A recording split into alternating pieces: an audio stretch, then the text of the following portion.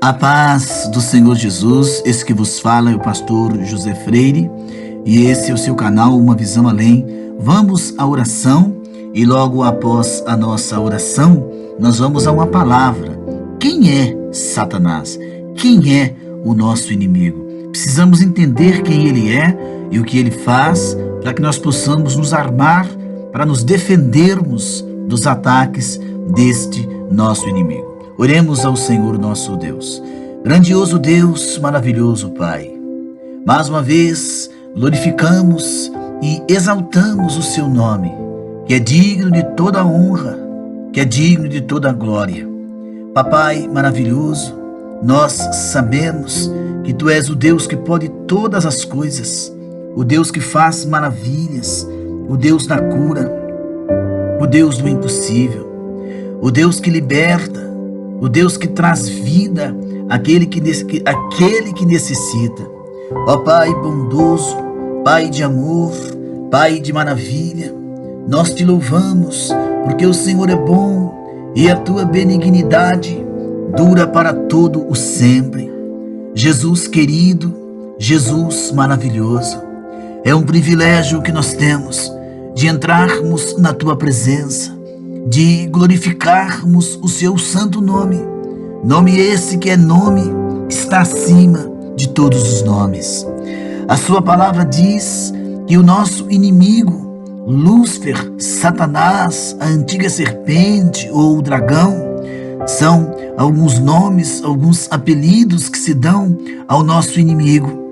Ele vem para roubar, matar e destruir, roubar a nossa fé, a nossa alma, a nossa paz, a nossa alegria e tantas outras coisas. Matar, ele vem para matar sim a esperança, a confiança, e ele vem para destruir nossa comunhão com o Senhor Deus, destruir nossa comunhão com os outros irmãos. Enfim, são esses adjetivos que qualificam este ser maligno. Mas o Deus vivo, na pessoa do seu Filho Jesus Cristo, veio para nos dar vida e vida com abundância. Por isso nós Te louvamos, Senhor. Por isso nós Te glorificamos e todos os dias nos dirigimos em oração. É por isso que a alma do homem que conhece a Deus, ela quer louvá-lo, ela quer adorá-lo, entoar hinos de adoração que glorificam, que magnificam, que exaltam o nome do Pai, o nome do Filho e o nome do Espírito Santo. Nós louvamos, às vezes solamos alguns hinos tocados em guitarra ou em violão, no piano, no violino, com uma orquestra, com uma banda. Às vezes cantamos com um coral, com um conjunto de jovens, de adolescentes, de crianças, de irmãs e de irmãos. Louvamos o Teu nome com a nossa postura, louvamos o Seu nome com o nosso caráter, porque nós sabemos, não existe outro a não ser o Todo-Poderoso. Tu disseste a Moisés, porque quando o Senhor o chamou, ele disse: Deus, quando eu chegar na terra de Gósen, no Egito, o que é que eu irei dizer aos meus irmãos que são escravos? Diga a eles que o Eu Sou lhe enviou a eles, porque eu sou o que sou e não há outro além de mim. Que coisa linda!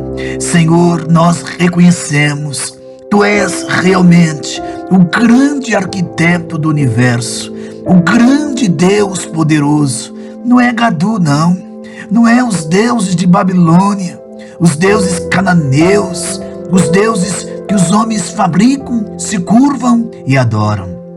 Estes deuses, quem está trabalhando por trás deles, tem nome, é Lúcifer, é Satanás. O nosso Deus é supremo, o nosso Deus não perde batalha. Tu és Criador e não criatura. Tu és soberano entre as nações. A Ti toda honra, a Ti toda glória. A Ti, meu Deus, todo louvor, toda benevolência, toda grandeza, Pai, lhe é dada, lhe é conferida, porque Tu és bom, Tu és magnífico, Tu és grandioso. Senhor Deus, nos humilhamos, porque somos dependentes do Senhor. O homem sem Deus, ele não é nada. Como é que alguém consegue ficar sem se alimentar? Logo ele vai ficar fraco e morrer. O homem sem Deus não tem vida. O homem sem Deus não tem paz. O homem sem Deus não tem alegria. Porque só quem pode preencher a alma do homem e trazer alegria é o Senhor Jesus. Ó Deus bendito, eu te abençoo, te apresento os casais, os casamentos, tantos os jovens casais, como aqueles que já são casados, ó Deus, há algum tempo. Guarda os casais, guarda os seus filhos, guarda, meu bondoso Deus, as crianças, os nossos adolescentes, os nossos jovens, os noivos, aqueles que estão prestes a se casarem, de toda a fúria do inimigo. Sabe, este lar, grande Deus, que está enfrentando uma guerra travada, uma batalha de nervos, uma batalha de ódio, de vingança. Seja repreendido esse espírito que tem lutado contra o casamento do meu irmão, da minha irmã, que tem batalhado contra estas vidas. Espírito de destruição, eu te repreendo em nome de Jesus. Sai deste lar agora. Espírito do adultério, da prostituição, saia deste lar agora, pelo poder do nome de Jesus. Eu creio, meu Deus, eu creio na instrumentalidade da Tua palavra. Eu creio na grandeza de Sua palavra, pois não existe outro Deus, não existe outro Senhor. Tu és o magnífico, o grandioso, o glorioso, o Deus que faz maravilhas. Jesus querido, Tu és um Deus a quem nós depositamos a nossa confiança plena. Tu és o Deus em quem nós depositamos a nossa confiança total, Senhor. Porque nós sabemos que não existe solução sem o Senhor Deus Jeová. Não existe solução sem a presença divina do Senhor Deus Jeová. Pois Tu és o grande e verdadeiro Deus.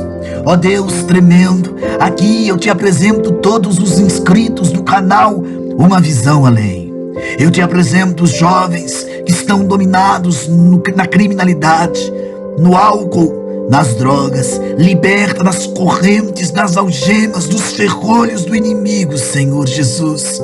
Enxuga as lágrimas da minha irmã que chora agora, desta mãe que chora agora, deste pai que está chorando devido às lutas. Eu te apresento os enfermos, os que estão acamados, os que estão enlutados por perder um ente querido. Lhe apresento a família do irmão Paulo, que o Senhor recolheu no dia de hoje. Te apresento, meu Deus, a Karen, lá da cidade de Santos, filha do coronel Miguel. Derrama saúde total para ela, sua mãe e seu pai. O irmão Miguel está internado, meu Deus, aí o Miguel da Praia Grande. Cobre ele com as Tuas mãos. Os nossos irmãos lá do Nordeste, lá do interior do Amazonas, da região sul do Brasil, de Minas, do Espírito Santo, os irmãos, meu Deus, aqui do estado de São Paulo, do estado do Rio de Janeiro, do estado do Mato Grosso, de Goiás, Mato Grosso do Sul. Oh bendito Deus e Pai, eu te apresento a obra missionária nos 4 cantos da terra. Eu te apresento a janela 1040, a região menos evangelizada do planeta. Meu Deus, coloca as Tuas mãos ali, na Ucrânia e na Rússia, para que não haja uma guerra, Senhor. para que vidas não venham morrer e perecer. Meu Deus, estamos vivendo a última hora, os últimos instantes, bendito Deus. A última hora se aproxima. Confirma a tua vontade plena, o teu querer divino. Quebranta nossos corações, quebranta nossa alma, que te louva com sede, Jesus. Oh, meu Deus, atende a oração deste irmão, desta irmã, deste pai de família, deste pastor, deste obreiro no campo das missões. Meu Deus, eu repreendo em teu nome esse espírito de fobia, de depressão, que se apoderou deste jovem, deste adolescente, que se apoderou, oh Deus, destas pessoas sinceras. Eu repreendo esse espírito de loucura, de depressão, de inquietação, no nome de Jesus. Faz maravilhas, faz coisas grandes, faz coisas profundas, meu Pai. Liberta os cativos da opressão. O Salmo 91 diz: ainda que eu andasse no vale da sombra e da morte, não temeria mal algum, porque tu estás comigo. Recebe a nossa oração. Eu não temo, nós confiamos na tua palavra e no poder do teu nome, Jesus. Oh Deus vivo, o Salmo 103 diz: bendiz minha alma ao Senhor, de tudo que há em mim bendiz o seu santo nome. Tem um outro salmo que diz assim: eleva os meus olhos aos montes, e de onde vem o meu socorro? Ele vem do Senhor, que fez os céus e a terra. Eu lhe apresento os hospitais, os manicômios, Senhor, que sejam trabalhados pelo teu poder. Eu te apresento os presídios aonde eu não posso ir agora, os hospitais aonde eu não posso ir agora, mas tem alguém orando por teu um ente querido, internado, aprisionado, Senhor. Lhe apresento aquela pessoa que está morando na rua, nos guetos, nas vielas. Tu és Deus para trazer misericórdia, cura, milagre e libertação. Não há barreira que possa deter tuas mãos. Não há impedimento que possa conter tuas mãos. Ninguém pode calar o Deus da Bíblia. Ninguém pode deter o Deus da Bíblia. Meu Deus, os nossos inimigos, que são espíritos, são demônios, são espíritos que foram criados, são criaturas, mas o Senhor não é criatura. O Senhor é criador. O Senhor não tem começo, meio e fim. O Senhor é atemporal. O Senhor existe por si só, porque tu tens o poder e o domínio. A mente humana não consegue compreender tua grandeza, tua existência. A mente humana não consegue discernir as magnificências do teu nome. Te apresento todos que oram conosco, todos que choram conosco. Acrescenta mais vidas a este canal, mais pessoas para orar conosco diariamente, para ouvir palavra diariamente. Meu bondoso Deus, eu sei que tu nos ama, eu sei que tu nos guarda. Se não fora o Senhor, nós não estaríamos aqui. Se o Senhor não guardar a casa, em vão vigia o sentinela. É o que eu te peço, para a glória e o louvor do teu nome. Vamos então, meus amados, à palavra de hoje. Nós vamos estudar sobre o inimigo. Eu fiquei pensando, fiquei relutando em fazer um estudo sobre esse cidadão, porque eu não gosto muito de falar do coisa ruim. Eu gosto de falar de Deus, de Jesus Cristo, da vida eterna, da salvação que há em Cristo. Mas nós temos que falar para que as pessoas aprendam e entendam que há um inimigo e que ele é real. Abra qualquer número de obras de referência bíblica usadas comumente e olhe para a verbete Satanás. Você encontrará provavelmente uma história familiar. Eu cito como tipo e complete a Bíblia Handock, né? Que é o manual completo da Bíblia, de L.O. Richards. Mas o estudo de hoje é a origem de Satanás ou do nosso inimigo, como queira o nome dele. O Velho Testamento, meus queridos irmãos, ele indica que Satanás foi criado por Deus como um anjo governante chamado Lúcifer, com grandes poderes. Mas o orgulho levou Lúcifer a se rebelar contra Deus, conforme você encontra em Isaías capítulo 14, verso 12 ao capítulo 14, do verso 12 ao verso 14. E também você encontra no livro de Ezequiel, no capítulo 28, do verso 12 ao verso 15. Torcido agora pelo pecado, Lúcifer é transformado em Satanás, que quer dizer inimigo ou adversário. Satanás é um poderoso anjo decaído, intensamente hostil a Deus e antagonista ao povo de Deus.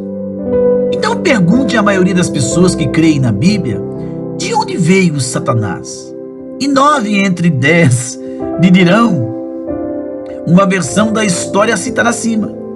A ideia que nós acabamos de falar é um anjo decaído a quem Deus expulsou do céu e que caiu na terra, e tão espalhada de muitas pessoas acreditam que a Bíblia a ensina. Essa história que eu acabei de ler. Porque surpreendo-lo descobrir que a Bíblia não ensina tal coisa. É certo que há passagens bíblicas que falam de seres caídos do céu, mas não são sobre Satanás e usam linguagem figurativa. Somente por uma leitura descuidada dos textos pode alguém chegar à história popular relativa à origem de Satanás. Agora vamos examinar as passagens bíblicas relevantes no contexto. Quem realmente é Satanás? O nome Satanás é uma transliteração do hebraico Satã, indicando um acusador. No sentido legal, um queixoso que tem uma acusação a apresentar.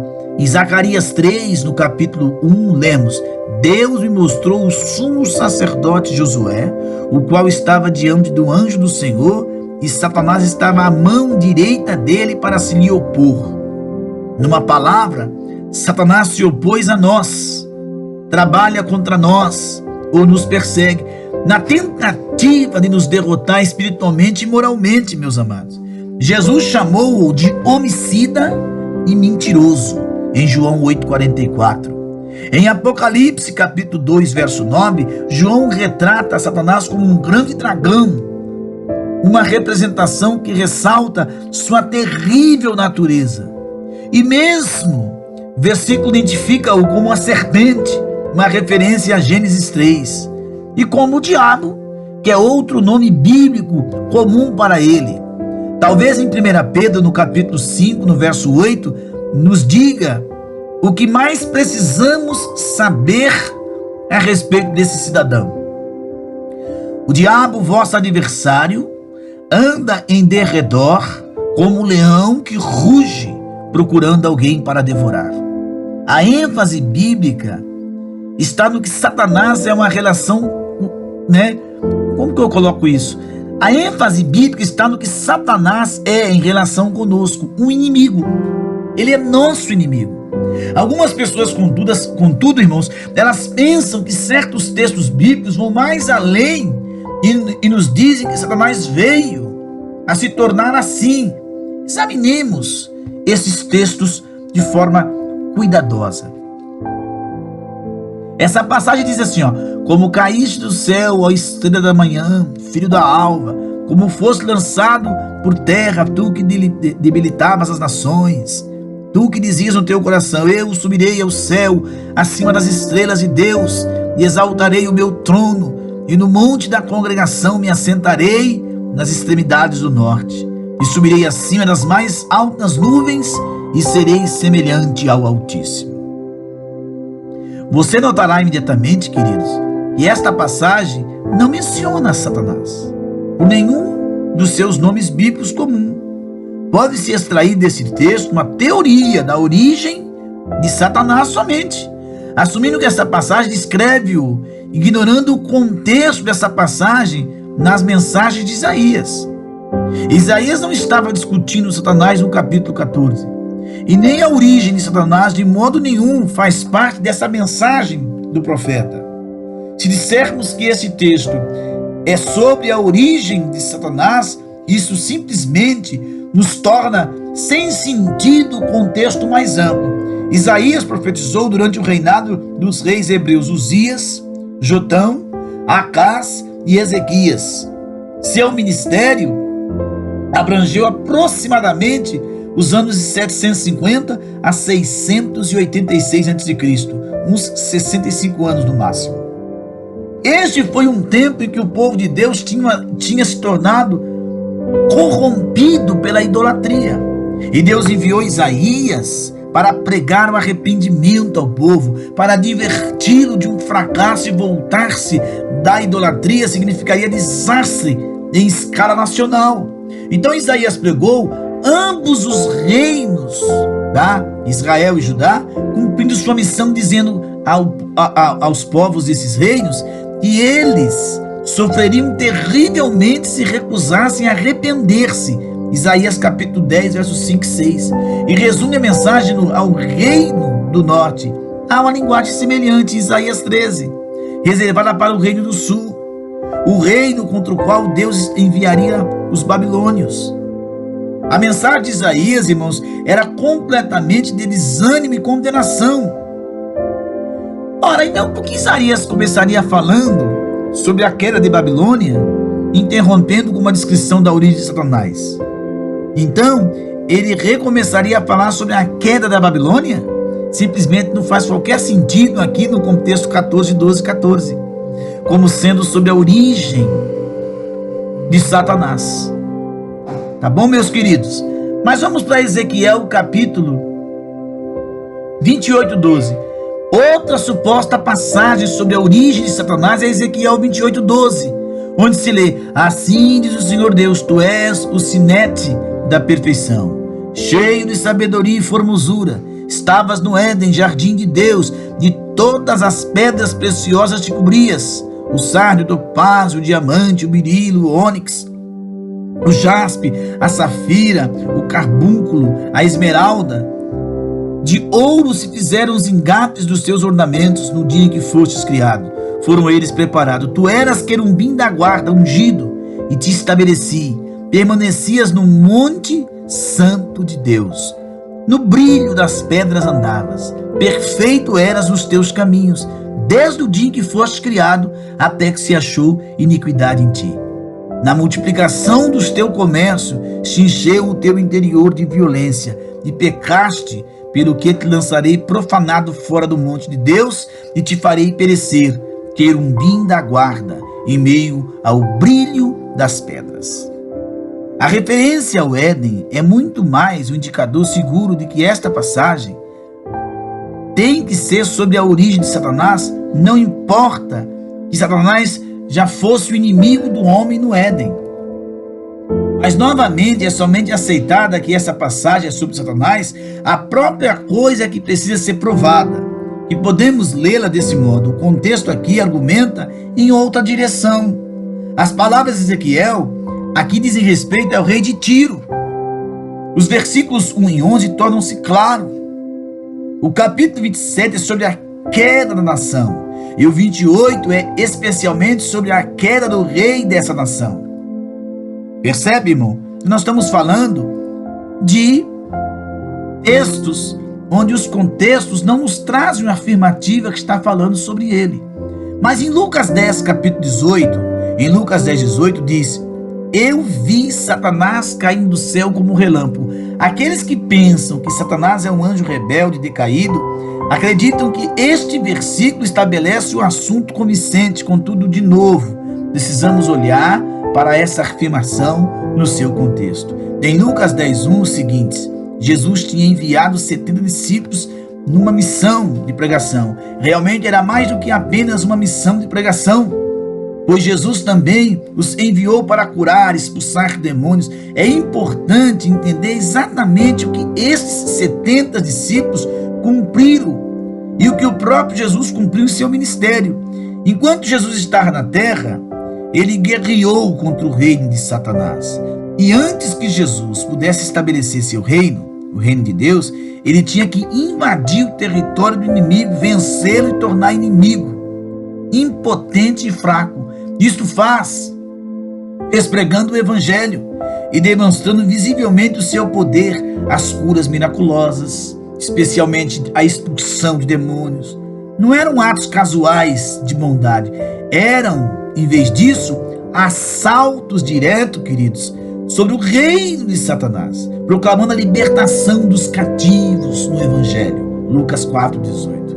Jesus estava proclamando a derrota de Satanás e do pecado. Jesus veio libertar o homem do domínio de Satanás, um domínio exumido em pecado e morte, que é o que ele traz para as pessoas que não querem, viver na experiência. Então é no contexto desta guerra espiritual que temos que entender os milagres associados com o ministério de Jesus e mais tarde dos apóstolos. Os milagres associados eram físicos, demonstrações visíveis, exemplo, ilustração que Jesus pode fazer pelos homens espiritualmente. Em nenhum lugar isso fica claro do que na expulsão de demônios. E mesmo é verdade também quanto às curas milagrosas de Cristo. Doença e morte eram manifestações do poder de Satanás sobre o homem. Curando os doentes, Jesus estava livrando as pessoas do poder da morte exercido por Satanás e assim vencendo. Observe que Jesus disse sobre a mulher que tinha a doença causada por um espírito imundo em Lucas 13:16. Esta filha de Abraão, a quem Satanás trazia presa há 18 anos, percebe? Não deveria ela ter sido libertada no sábado? Então, meus amados, nós estamos falando dos contextos. E aí vamos para mais um contexto, que é Apocalipse 12:7-9. Talvez a passagem mais popular quando se fala sobre a origem de Satanás seja Apocalipse 12, versos 7 e 9. E houve peleja no céu, Miguel e seus anjos pelejaram contra o dragão, também pelejaram contra o dragão os seus anjos. Todavia não prevaleceram, nem mais se achou no céu lugar para eles, e foi expulso o grande dragão, a antiga serpente, que se chama Diabo e Satanás, o sedutor de todo mundo. Assim foi atirado para a terra, e com ele os seus anjos. Quem quer que alguma vez tenha olhado para o Apocalipse de João, sabe que nele abundam estranhos símbolos. E somente pela violência de tratar a linguagem simbólica literalmente, por ignorar o contexto, nós podemos tirar uma história da origem de Satanás desse texto.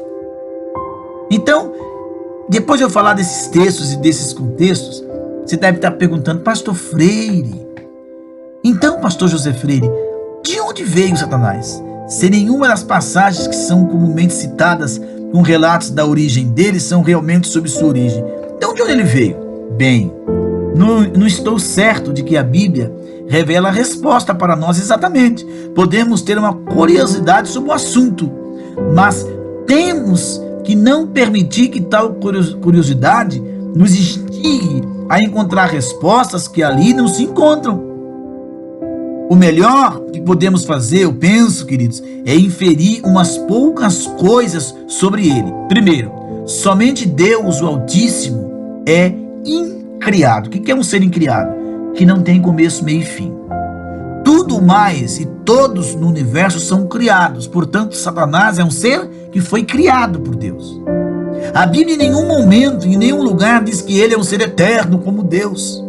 Segundo a Bíblia só atribui onipotência somente a Deus, o soberano. Portanto, Satanás não é um ser onipotente.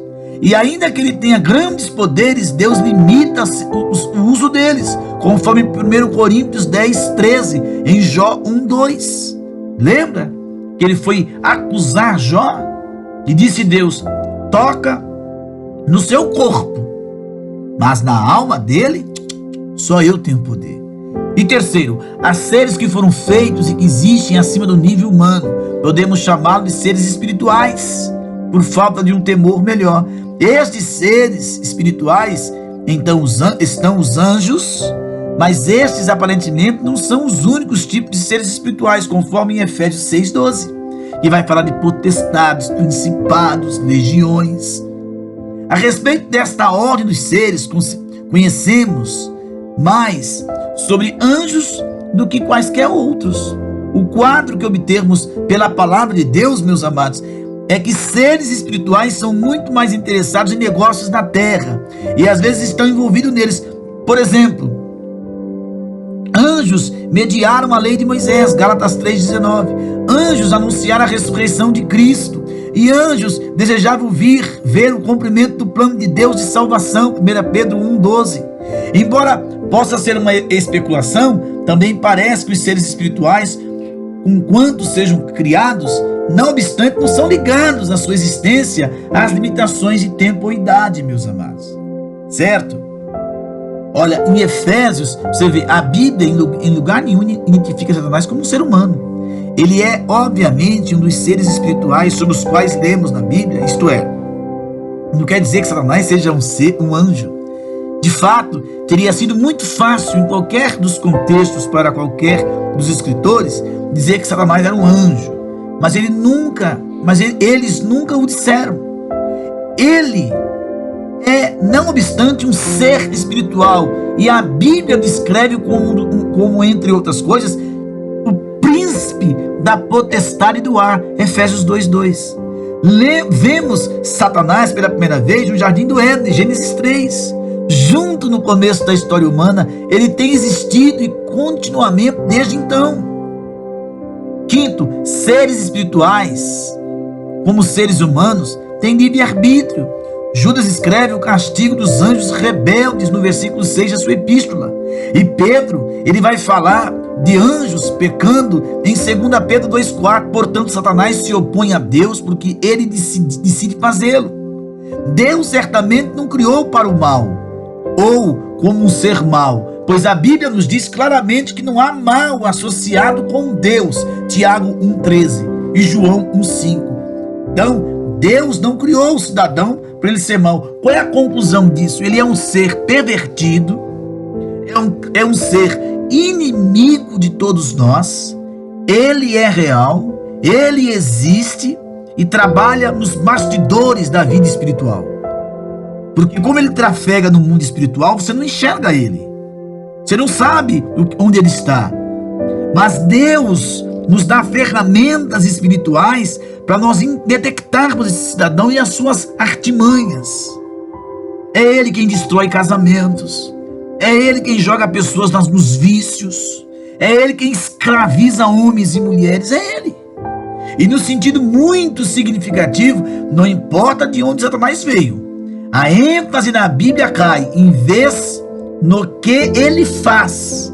Não importa de onde ele veio, como é que ele foi criado, não é isso que nós temos que nos preocupar. Não é como ele veio a existir que tem que ser a nossa preocupação. É o fato que ele existe que nos preocupa. Então, veja bem, eu estou fechando já a mensagem. A nossa preocupação, cristão, servo de Deus, serva de Deus, não é de onde ele veio, o que ele era, como é que ele existiu. Não pode ser isso. Mas o fato de que ele existe é que nos deve preocupar. Ele continua a trabalhar contra nós e em sua tentativa de dominar a humanidade. E para nós, Jesus deixou a continuação da guerra. Está lá em Efésios. Quanto ao mais, sede fortalecidos no Senhor e na força do seu poder. Revestivos de toda a armadura de Deus para poderdes ficar firmes contra as ciladas do diabo. Porque a nossa luta não é contra carne e sangue, e sim contra os principados, potestades, contra os dominadores deste mundo tenebroso, contra as forças espirituais da maldade nas regiões celestes. Efésios capítulo 6, verso 10 ao verso 12. Então, queridos, não é a preocupação de como ele existiu, é que ele existe e o que ele faz. Qual é o objetivo de Satanás? Matar, roubar e destruir. E Jesus veio para dar vida e vida com abundância. E o que eu faço, pastor Freire? Adore a Deus em espírito e em verdade. Graça e paz a todos os nossos irmãos.